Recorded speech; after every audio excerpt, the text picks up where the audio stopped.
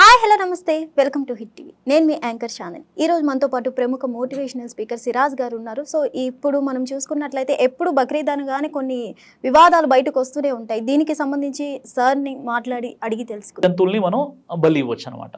Okay, మరి ముఖ్యంగా ఇక్కడ గోవధ వద్దు అని చాలా వరకు చెప్తున్నారు. అయినా సరే ఎందుకు సార్ ఇంతలా ఇస్తున్నారు? చూడండి, ముఖ్యంగా ముస్లింలో కూడా అవేర్నెస్ రావాల్సినటువంటి అవసరం ఉందండి. ఎందుకంటే మన భారతదేశం విభిన్న సంస్కృతులు, విభిన్న మతాల కలయిక అనమాట. మన భారతదేశంలో ఉన్నటువంటి ఒక గొప్ప విషయం ఏంటంటే హిందూ ముస్లింలంతా కూడా కలిసిమెలిసి ఐకమత్యంగా ఉంటారు. కాబట్టి హిందూ సోదరుల మనోభావాలను మనం అర్థం చేసుకుంటూ గోవును బలి ఇవ్వకూడదు. కానీ మీరు అడిగినట్లుగా గోవును కూడా బలి ఇచ్చే అనుమతి అయితే ఇస్లాంలో ఉంది. కానీ ముస్లిం పండితుల యొక్క అభిప్రాయం, వారి యొక్క ఫత్వాల కారణంగా ఇక్కడ మన భారతదేశంలో గోవును ఒక పవిత్ర జంతువుగా భావిస్తారు. కాబట్టి గోవుకు బదులుగా మీరు ఎద్దును, ఇతర జంతువుల్ని బలి ఇవ్వండి, మేకపోతుని మీరు బలి ఇవ్వండి అని, గొర్రెలను మీరు బలిగా ఇవ్వండి అని చెప్పేసి ముస్లింలు ఎవరైతే జమాతులు ఉంటాయో, పెద్ద పెద్ద జమాతులు, జమాత్ కమిటీస్ ఉంటాయో, ముఫ్తీలు ఉంటారో, అందరూ జమాతుల వారు ఈ యొక్క సంవత్సరం చాలా గొప్ప మార్పు వచ్చిందండి ముస్లింలో. మొత్తం కూడా ఏకమైపోయి వాళ్ళు చెప్పిన విషయం ఏంటంటే మనం పెద్ద జంతువుల్ని బలి ఇవ్వద్దు. ఈవెన్ దోస్ మీరు మీ ఎద్దును కూడా బలి ఇవ్వకండి, ఆవునైతే అస్సలు ఇవ్వకూడదు, ఎద్దును కూడా ఇవ్వకండి, మీరు ఈసారి మీరు మేకల్ని ఇవ్వండి అని చెప్తున్నారు. మరోవైపు చాలా మంది చెప్పే విషయం ఏంటంటే మీరు ఆవుకు బదులుగా ఎద్దుని ఇవ్వండి, కానీ ఆవుని ఇవ్వకండి, హిందూ సోదరుల మనోభావాలను మీరు గౌరవించండి అని చెప్పేసి ఉలమాలు కూడా ఫత్వా ఇచ్చారు. నేను మీ యొక్క హిట్ టీవీ తరఫున నేను కూడా మన ముస్లిం సోదరులకు మనవి చేసుకున్నాను. ఈ బక్రీద్ కాదు, ఏ బక్రీద్లో అయినా మీరు గోవుని ఎట్టి పరిస్థితుల్లో బలి ఇవ్వకండి. గోవుని గోమాతగా భావిస్తారు మన హిందూ సోదరులు. వారి యొక్క గౌరవాన్ని మనం గౌరవించడం మన యొక్క సాంప్రదాయం. ఓకే, అంటే మీరు ఇప్పుడు కుర్బానీకి గోవు ఇవ్వద్దు అంటున్నారు. సో చాలా వరకు అయితే గోవుని ఇస్తున్నారు.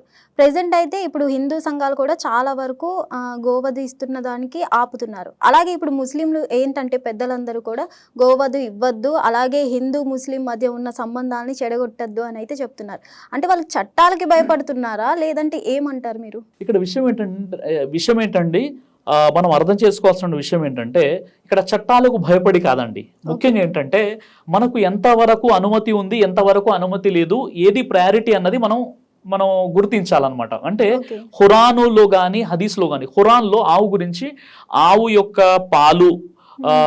యొక్క పాలు తర్వాత పాలు, పెరుగు, నెయ్యి, ఏదైతే పాల ద్వారా ఎన్నైతే ఉత్పత్తులు ఉన్నాయో వీటి ద్వారా మీకు ఒక అద్భుతమైనటువంటి లాభాలు ఉన్నాయి, తర్వాత పంట పొలాల్లో మీరు ఉపయోగించుకోవచ్చు అని అల్లాహ్ సుబ్హానహు వ తఆలా చెప్పాడు. కానీ ఆవు కోసం ప్రస్తావన ఎక్కడైతే ఖురాన్లో చేయడం జరిగిందో అక్కడ ఆవుని మీరు బలి ఇవ్వండి ఖురాన్లో ఎక్కడ కూడా ఒక ఆయతలో కూడా లేదు. మొదటి విషయం. ఇక రెండో విషయం ఏంటంటే ప్రవక్త ముహమ్మద్ సల్లల్లాహు అలైహి వసల్లం వారి యొక్క బోధనలో ఎక్కడ కూడా మీరు ఆవుని ఖచ్చితంగా బలి ఇవ్వండి అని ఎక్కడ చెప్పబడలేదు. మరి ఇస్లాంలో గోమాంసాన్ని ఒకసారైనా తినాలి అని ఉందంట. చాలా అబద్ధం అండి, చాలా రూమర్స్ అనమాట. ఇది చాలా పెద్ద అపోహ. ఖురానులో కానీ హదీసులో కానీ ప్రవక్త ముహమ్మద్ సల్లల్లాహు అలైహి వసల్లం వారి యొక్క బోధనలో కానీ ఒక ముస్లింగా పుట్టినందుకు బాబును ఒక్కసారైనా గోమాంసం తినరయ్యా బాబు అని ఎక్కడ కూడా ఒక్క విషయం కూడా చెప్పబడలేదండి. ఇది మాత్రం నేను మీ హిట్ టీవీ తరఫున చాలా ఛాలెంజ్ గా చెప్తున్నాను. ఎక్కడ కూడా లేదు. కొంతమంది వదంతుల్ని సృష్టించేశారు అలా, వాళ్ళు ముస్లింలు కావచ్చు, ముస్లిమేతరులు కావచ్చు, కానీ ఎక్కడ కూడా గో మాంసాన్ని ఒక్కసారైనా తినాలి, తింటేనే ముస్లిం అని ఎక్కడ కూడా చెప్పబడలేదు. మొదటి విషయం. ఇక రెండో విషయం ఏంటంటే ఖురాన్ మరియు హదీసులో ప్రవక్త ముహమ్మద్ సల్లల్లాహు అలైహి వసల్లం వారు తన జీవితంలో ప్రవక్త వారు వ్యక్తిగతంగా ఆయన ప్రతి బక్రీద్లో ఆయన ఏంటంటే గొర్రెపోతులను బలి ఇచ్చేవారు, 2 గొర్రెపోతులను బలి ఇచ్చేవారు. అంటే ప్రవక్త ముహమ్మద్ సల్లల్లాహు అలైహి వసల్లం వారు తన పూర్తి జీవితంలో తన వ్యక్తిగతంగా తన పేరుతో ఎప్పుడు కూడా ఆయన గోవును బలిగా ఇవ్వలేదు. కాబట్టి ప్రవక్త ముహమ్మద్ సల్లల్లాహు అలైహి వసల్లం చెప్పినటువంటి మీరు ఒక అద్భుతమైన విషయం అండి, అదేంటంటే ప్రవక్త వారు ఆవు గురించి చెప్పిన విషయం ఏంటంటే ఆవు పాలల్లో మీకు స్వస్థత ఉంది, ఆవు పాలల్లో మీకు స్వస్థత ఉంది, ఆవు మాంసంలో వ్యాధి అని చెప్పారు. కాబట్టి నిజంగా చెప్పాలంటే ఆవు మాంసాన్ని తినకపోవడమే ఉత్తమం అన్నమాట. ఎక్కడ కూడా మనకు మీరు తింటేనే ముస్లిం అని చెప్పబడలేదు, ఖచ్చితంగా ఖుర్బానీ ఇవ్వాలని చెప్పబడలేదు.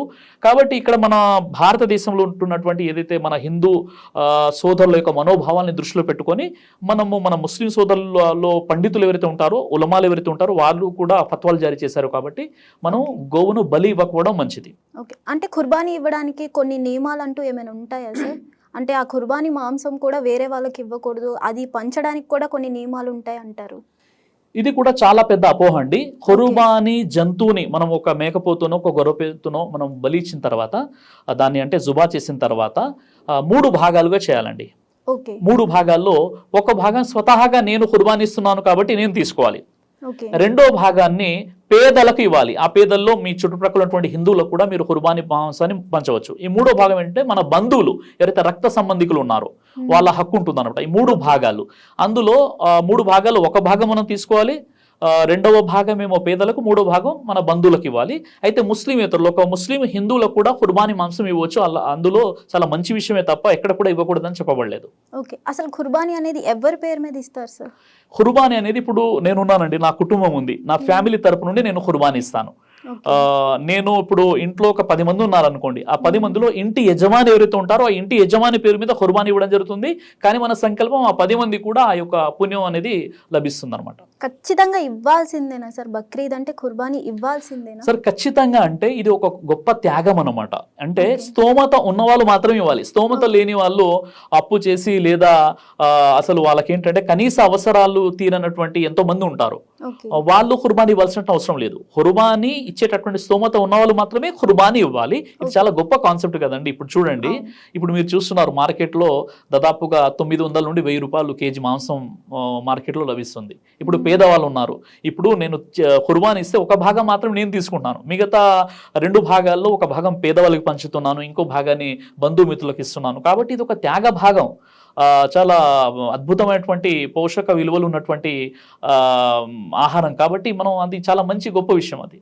ఓకే సార్, ఇప్పుడు ముస్లిం వాళ్ళు కానీ ఇప్పుడు హిందువులు కానీ చాలా వరకు కూడా ఈ గోవును నేషనల్ యానిమల్ కింద చెయ్యాలి అని అయితే నినాదం చేస్తున్నారు కదా, ఇది ఎంతవరకు కరెక్ట్ అంటారు? చాలా గొప్ప విషయం అండి. ముఖ్యంగా భారతదేశ చరిత్రలోనే మొట్టమొదటిసారిగా ముస్లింలో ఒక అద్భుతమైనటువంటి మార్పు వచ్చిందని మనం చెప్పవచ్చు.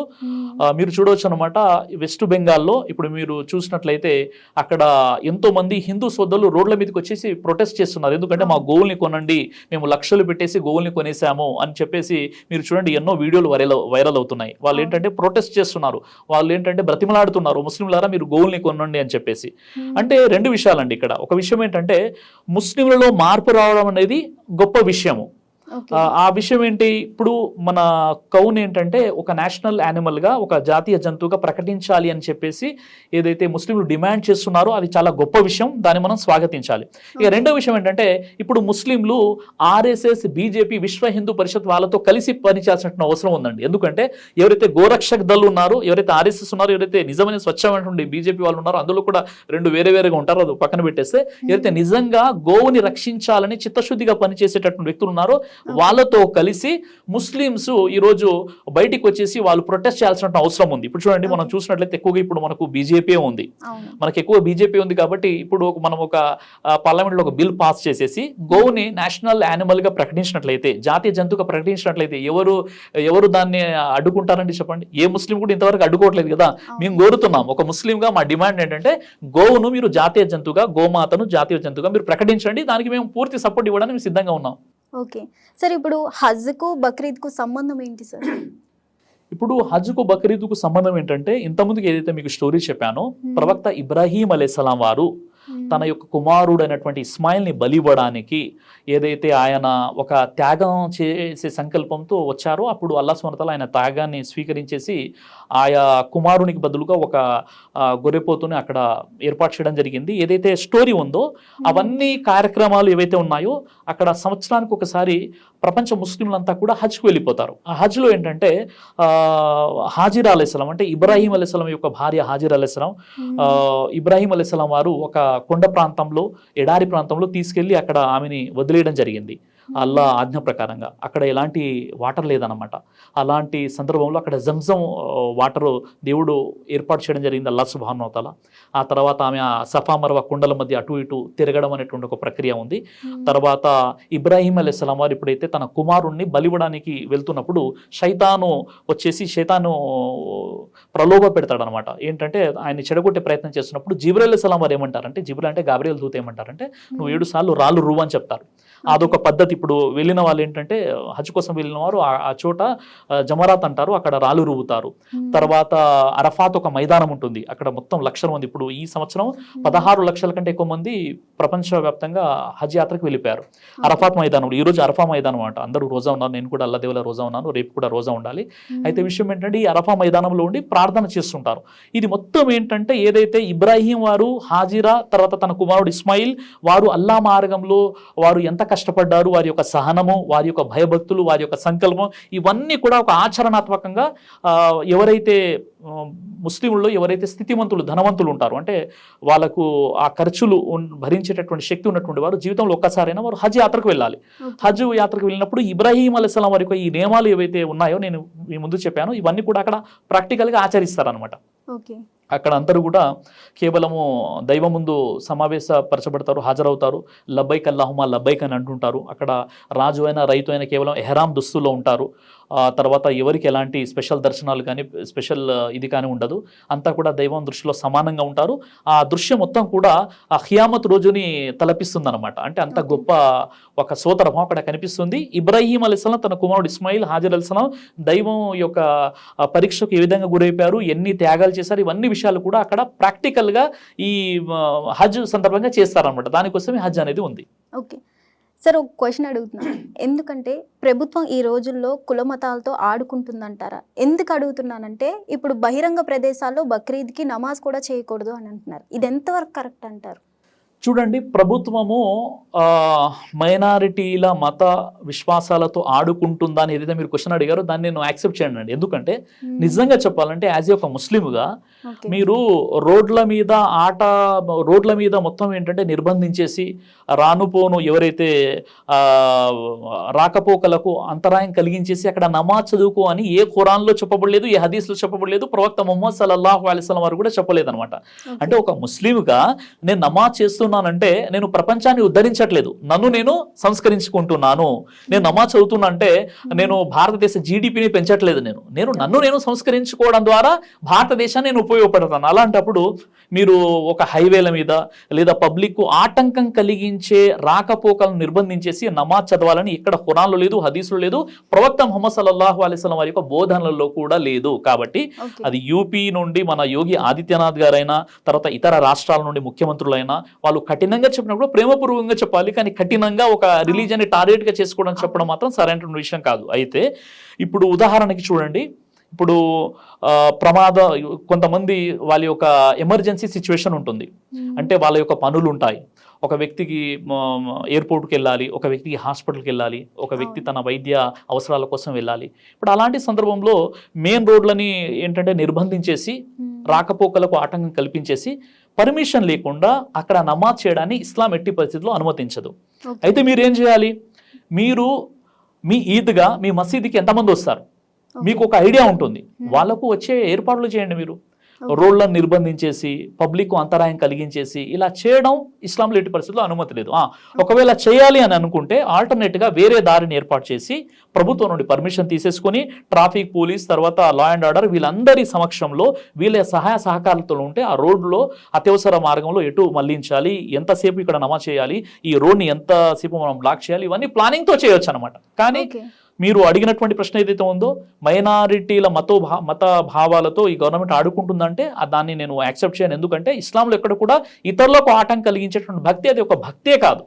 ఓకే సార్, బెంగాల్లో ఇప్పుడు గోవధని టోటల్లీ బ్యాన్ చేయడం జరిగింది. అలాగే రానున్న రోజుల్లో అన్ని రాష్ట్రాల్లో ఇలా బ్యాన్ చేస్తారంటారా సార్? మ్యాక్సిమం బ్యాన్ అయ్యేటటువంటి అవకాశం ఉండొచ్చు, ఉండకపోవచ్చు. ఎందుకంటే దాదాపుగా ఇప్పుడు 14 సంవత్సరాలు అయిపోయిందండి బీజేపీ. అయినప్పుడు కూడా బీజేపీతో నేను అప్పీల్ చేస్తున్నాను, బీజేపీ రాజకీయ నాయకులతో కూడా నేను అప్పీల్ చేస్తున్నాను. మరి 14 సంవత్సరాలు అయిపోయింది, మీ గవర్నమెంట్ ఉంది, సెంట్రల్ గవర్నమెంట్లో మీరు ఉన్నారు, కేంద్ర ప్రభుత్వం మీది. మరి అలాంటప్పుడు కేవలం ఒక 4-5 రాష్ట్రాలు మాత్రమే కాదు, మీరు అన్ని రాష్ట్రాల్లో కూడా గోవధ నిషేధిత చట్టాన్ని తీసుకురండి, గోవును జాతీయ జంతువుగా ప్రకటించండి. ముస్లిం మత పండితులు, ముస్లిం ఉలమాలు, ముస్లిం ఆర్గనైజేషన్స్, ముస్లిం మదర్సాలు అందరూ కూడా మీతో పాటు ఉంటారు. మేము కూడా అదే ఆశిస్తున్నాం. ఒక గో విషయంలో హిందూ ముస్లింల ఐక్యత ఎట్టి పరిస్థితుల్లో చెడిపోకూడదు. మన గంగా జమున తహసీబ్ మనల్ని మన జాతిని, మన దేశాన్ని మనం కాపాడుకుందాం. కాబట్టి మేము ప్రత్యక్షంగా మీకు సపోర్ట్ చేయడానికి మేము రెడీగా ఉన్నాం. కాబట్టి గోవును జాతీయ జంతువుగా ప్రకటించడానికి మా సహాయ సహకారాలు మీతో పాటు ఉంటాయి. కాబట్టి నేను బీజేపీ వారితో కూడా నేను కోరుతున్నాను, మనవి చేసుకున్నాను, అతి త్వరలో యాజ్ వెల్ యాజ్ పాసిబుల్ మీరు గోవును జాతీయ జంతువుగా, నేషనల్ యానిమల్గా ప్రకటించండి అని నేను కోరుతున్నాను. సార్, బీజేపీ టార్గెటే ఈ మైనారిటీస్ అంటారు, ఇది ఎంతవరకు కరెక్ట్ సార్? సార్ కావచ్చు. ఇప్పుడు రాజకీయాలు అన్నవి ఎలా ఉంటాయంటే, రాజకీయాలు అది కేవలం ఒక బీజేపీ అని కాదు, గతంలో ఉన్నటువంటి వేరే పార్టీలైనా ఆ పార్టీల పేర్లు నేను చెప్పకూడదు, కానీ రాజకీయ నాయకుల్లో ముఖ్యంగా ఏంటంటే కొంతమంది మాత్రమే స్వార్థం లేకుండా పనిచేసే వాళ్ళు ఉంటారండి, వేలలో లెక్కించవచ్చు అనమాట. కాబట్టి రాజకీయం అంటేనే స్వార్థము. మరి ఇప్పుడు ఒక మతపరంగా ఉన్నటువంటి ఆర్గనైజేషన్ లోనే ఒక ఆర్గనైజేషన్ ఇంకో ఆర్గనైజేషన్ మీద దుమ్మెత్తిపోస్తుంది. వాళ్ళు ఇప్పుడు చూడండి, ఇప్పుడు హిందువులోనే కొన్ని సెక్ట్స్, కొన్ని వర్గాలు ఉన్నాయి, తర్వాత ముస్లింలో కొన్ని జమాతులు ఉన్నాయి, అంటే ఒకరంటే ఒకరికి పడని వాళ్ళు కూడా ఉన్నారు. మరి అలాంటప్పుడు ఈ రాజకీయంలో ఇంకెన్ని వర్గాలు ఉంటాయి, ఇంకా ఎన్ని వాళ్ళలో విభేదాలు ఉంటాయి, ఎంతగా వాళ్ళలో విషయం ఉంటుంది. కాబట్టి రాజకీయ నాయకుల యొక్క ఉద్దేశమే విభజించు మరియు పాలించు.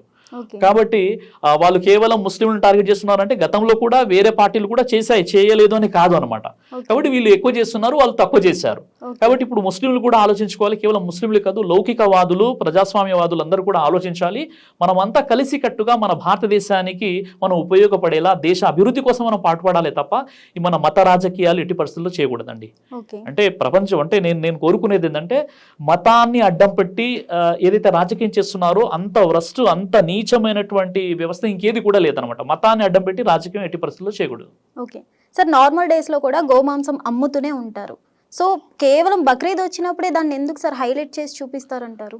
ఇప్పుడు అదే అండి, ఇప్పుడు నాకు కూడా అర్థం కానటువంటి ఒక పెద్ద ప్రశ్న ఏంటంటే, గోమాత తర్వాత గోవు మీద ఉన్నటువంటి ప్రేమ కేవలం బక్రీద్ వచ్చినప్పుడే ఎందుకు మనకు కనిపిస్తుంది? మిగతా రోజుల్లో ఆ ప్రేమ ఏమైపోయిందని కూడా నేను అడుగుతున్నాను. ఇప్పుడు ఎందుకంటే బక్రీద్ రాగానే ఆ గోవుని తీసుకెళ్తున్నారు, గోవును వధిస్తున్నారు, ముస్లింలు ఇట్లా గోమాంసాన్ని తింటారు, రకరకాలుగా ముస్లింలపై దుమ్మెత్తిపోసే ప్రయత్నం చేసేటటువంటి ఎవరైతే హిందుత్వవాదులు ఉన్నారో, హిందూ ఆర్గనైజేషన్స్ ఉన్నాయో వాళ్ళకు నేను కోరుకునేది ఏంటంటే, సంవత్సరంలో 365 రోజుల్లో మీరు ఇప్పుడు గోవు అప్పుడెందుకు గుర్తు రావట్లేదు? ఇప్పుడే కేవలం మన బక్రీద్ సందర్భంగానే మీకు గోవు ఎందుకు గుర్తొస్తుంది? కాబట్టి నేను ముస్లింలతో కోరుకునేది ఏంటంటే, అసలు ఇలాంటి అవకాశాన్ని మీరే ఇస్తున్నారు.